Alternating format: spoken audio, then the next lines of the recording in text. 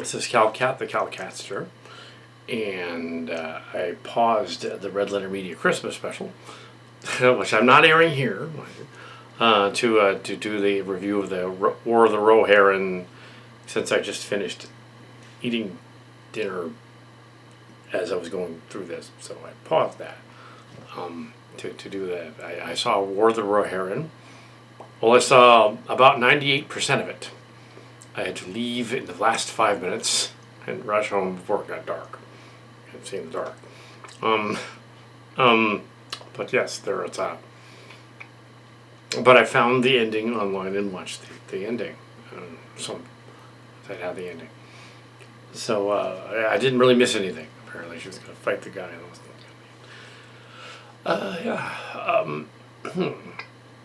It's a spin-off from the appendices. It's not the Silmarillion. It's the appendices of Lord of the Rings. It tells an earlier Rohirrim story, which is kind of made up whole cloth from the Rohirrim, the writers of Rohan. There's a lot of cool fan speculation things out there about the different places in Tolkien's universe that were equated to Middle Earth and the greater area, all that. But they... The Viking-like Rohirrim are clearly, but they're not quite in Russia, but they're not. There's Normandy and stuff, the Netherlands, and around that area. France and then the Netherlands, maybe more like the Netherlands, in terms of the geography. You have tundra a lot. So you have so. There were people complaining about this. It's a cartoon movie done by one of the Ghost in the Shell animator directors. The second Ghost in the Shell animated, I think it's from the third movie. Yeah. It's not from the second Ghost in the Shell, it's from the third. That guy. It's similar animation to that of Batman Ninja from a couple of years ago. But some of it, anyway. And other stuff that he's done. It has a certain style of it that looks that gives a Japanese animation crossed with the American animation feel, and the world building. Tolkien has always been one to include strong female characters in the stories, like he does here. Peter Jackson went one step further and included more of them in the Hobbit prequel sequel, even though technically the elf lady wasn't really that big of a deal in that one. They sort of made a new character. So Legolas would have a case of the not gays. Basically. It didn't work. He's still gay. Other people were complaining that, this movie has too much of the lady. They probably did not remember or care about the Lord of the Rings episode where the Rohirrim princess is about to battle the Witch King on his Dragon Rider King guy. It's in the book as well. In the book, she cuts his head off. In the movie, she shafts him with a sword. The Dragon Rider, who turns out apparently to not be all that fierce and menacing. But anyway, so she's fierce enough. And she says, "No man shall defeat me." And that classic line, she goes, cuts his head off, and then goes, "Well, I'm not a man." It's like, okay, that's in the movie. That's in the book too. So this one is Rohirrim, her ancestor, who is it's not really about the ancestor, the hero of the ancestor, and Helm's. They try to give the origin of why Helm's Deep is called Helm's Deep in the movie. Spoilers, I guess. There's websites that have found that cheesy, like the Critical Drinker guy and whatever. But I figure that and then some of them call it, well, it's just glorified fan fiction with the character doing that, but it actually is canon because it's Wingnut Studios, it's Peter Jackson's people, and New Line Cinema, and it's distributed. I say, if you think of it as glorified fan fiction, though, they actually put it in movie theaters, so that's more than a fan film. That's elevating it above that, saying it's a fan film by the producers. Unlike the Lord of the Rings TV show, which they didn't like either. Strong female characters that make her penis soft. Dur. Yeah. Well, this is the cartoon, and it's like, yeah, there was really nothing wrong with it. It was a classic Arthurian kind of thing going on. Even though, yeah, they did show How to Train Your Dragon, and they showed a Viking with horned helmets and Vikings, but that's a cartoon turned animation. And they love Wagner, but Wagner thought that up, and Vikings did not have horned helmets. Stop with the horned helmets. Okay, these guys kind of are Vikings too, so it's relevant. They're kind of Vikings. The Vikings were several different groups. The Rohirrim are kind of like Vikings. Their costumes were a little weird, because, yeah, I don't know if lords and kings and stuff from whenever the first age was supposed to be was relevant. What Tolkien did, though, with his books is he was trying to tell a history and mythology of England, an island country, England, where America's a colony of England, indirectly, and as well. So, a colony of England. And he was trying to tell the story, the mythology of England beyond just Arthurian legends and Beowulf and that kind of stuff. He wanted to tell this other legend that was about, like, other people in the previous age before the gods changed everything. The gods. Yeah, he wanted to tell that kind of story. Unlike C.S. Lewis, who was just interested in taking everyone to space heaven to hang out with a lion god guy and do that. He spoofed that in the story.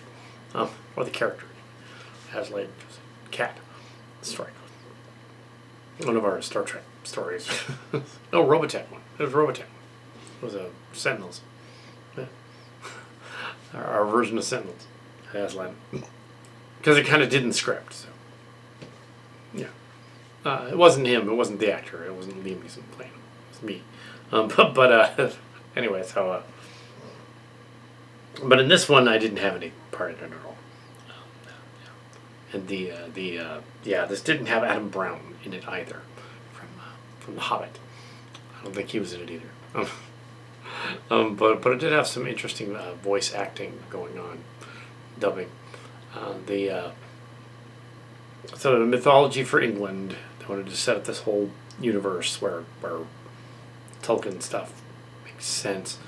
But England was captured about as much as Korea was captured back in the day, and some other countries among them. And it doesn't really have a mythology, which is why he made up one.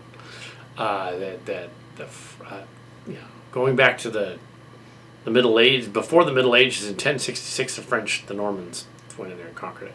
Before that, it was Germans. Before that, the Anglos and the Saxons. All of the different groups coming in and conquer it. Later on, it was a Germanic tribe again. Later on, it was more Normans again. Then you get to the Renaissance, and it was sort of its own thing. And it didn't really have...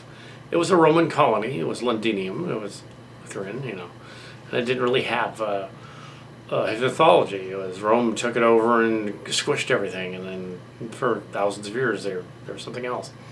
And then France was also a Roman colony, so they also squished it. So, yeah, it didn't have... So you can forgive the costumes and the setting and the places just because it's a fantasy story. It's set in a fan fiction sort of way. And that's perfectly acceptable. Arthurian legend story, you have the lord and lady that were raised as children, one of them called Wolf, obviously, like Beowulf. That was cute. The whole thing going along. The king's wife is gone, and the king is a One Punch Man king. Wilhelm the Hammer Fist. It's Helm. And she's Hera, the daughter's Hera, and she can't inherit the kingdom because she's a woman. They do have that in there.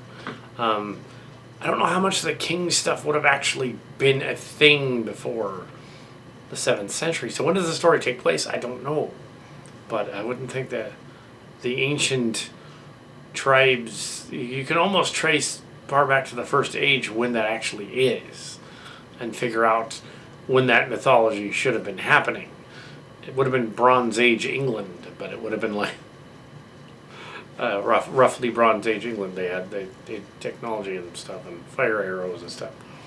They would have been before modern history, but it would have been the English side of it, as opposed to a lot of the Mesopotamian and Middle Eastern history that is represented in Abrahamic traditions, like in the Bible, and the other ones, Torah and all that. So this would be the English version of that. If they had anything like that, when they were taken over by Christianity and that kind of thing, they just took that all away, and only some of their stories and poems and legends were left.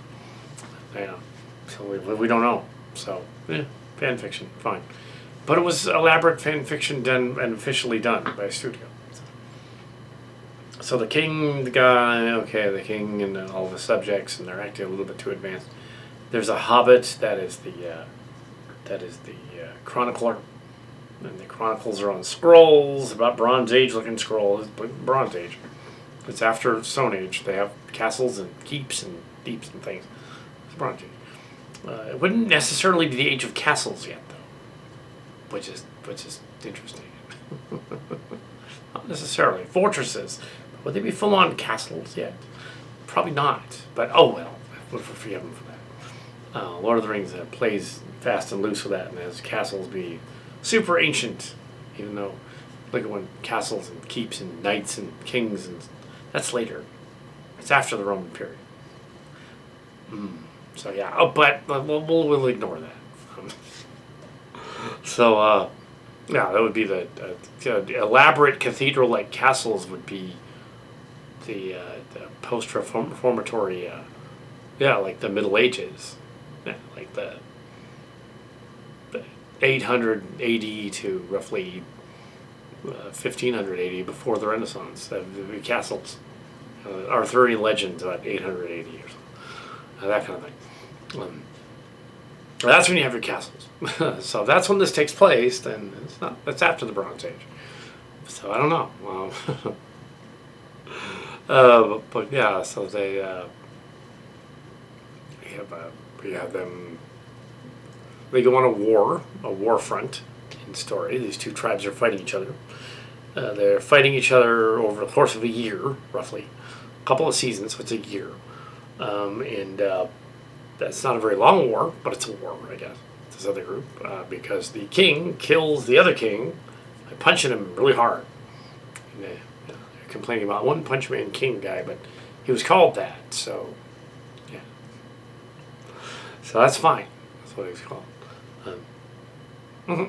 It's not derivative so much as, oh, there's another guy that can do that. Okay. I'm okay with that. I never really went to knock fantasy. Not really. So we have a headstrong daughter, lots of riding on horses. She's got two brothers. They're eventually killed in the battle. She's the only one left. She's the king is wounded in the battle, and they move from one town into the keep thing, down in the thing, and Helm is recovering, but then he turns into sort of a wraith thing, and then there's some orcs in the distance, and they're doing orc things, and something is going out at night and dispatching the raiders who have sieged, who are lying around the siege outside the castle. They're lying around. They're stationed around it. They're trying to capture it in the snow in the winter, without any provisions. They would have died from snow anyway, the ice. But yeah, but presumably they have the same tolerance for snow as the Rohirrim do. So that could make sense. It could. It's not completely unfounded. So then they come to that story, and they have he's sneaking out, and I left about 5 minutes before the end, and the king was out there fighting Wolf, and then he dies, and she comes out apparently, and she fights Wolf and wins, and the castle, the group is, the building is called Helm's Deep. They changed the name, and then they do the other thing. So the spoilers. Anyway, so that's the rundown pretty much, and I didn't mind it. It was fine. It was perfectly acceptable entertainment thing. I don't know how much really like anybody liking it that's, isn't a Lord of the Rings fan, they probably won't understand it. Yeah, if you got to do homework, yeah. But other than that, I can't complain that the girl is the hero, because that's stupid. She's supposed to be the hero. That's stupid. There's nothing wrong with that part. She can be the hero. It's fine. Yeah, quit complaining about that kind of stuff. Yeah. Anyway, so it's fine. I mean, it's not 4 stars, but it isn't trying to be.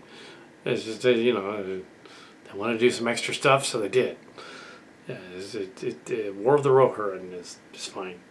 Some of the previews, though, they were boring. Yeah, there are a lot of figures and a lot of transforms. So yeah, my review, kind of rambling. But yeah, it was fine. There was nothing wrong with it. There's nothing. It's not brilliant, but it's fine for what it is. It doesn't have any animation errors. It tells a story, classic story about coming of age and having a king where the children supplant the king at the end and become the leaders. The guy, she doesn't become the queen. The daughter doesn't. One of the cousins apparently becomes the king, and then and then there was some other mention of some other character, like trying to equate her to this other lady, and that didn't happen. I don't know why they were getting is she the girl from the nature thing or something? No, it's not the same girl. It's a different one. She would be the ancestor of, actually, she would be the great aunt of, because she didn't actually mate with the guy. She'd be the great aunt of the king from the other story. So the other guy's like 200 years later, the king of Rohan from Return of the King. Yeah, and those two stories. Yeah, she's a relative of, like an aunt, great aunt of the king. Yeah, that's who she's supposed to be. So yeah. Well, anyway, yeah, it's fine.